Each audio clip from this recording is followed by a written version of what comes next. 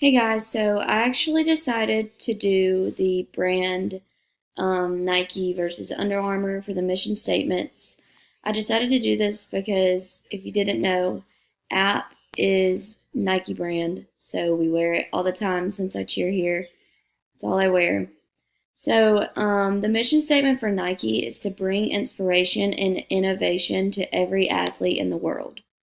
The Nike believes that if you have a body, you are you are an athlete. And their three main topics that they focus on are inspiration, innovation, and every athlete in the world.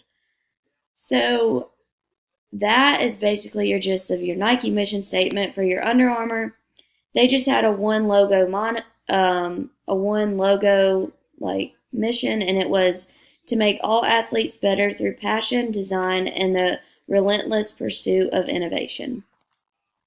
So I wear Nike. It's my favorite, but as the mission statement goes, I agree more with the Under Armour just because Nike said that if you have a body that you're an athlete. I don't necessarily agree with that because everyone's different. Some people don't even like sports and that's perfectly fine.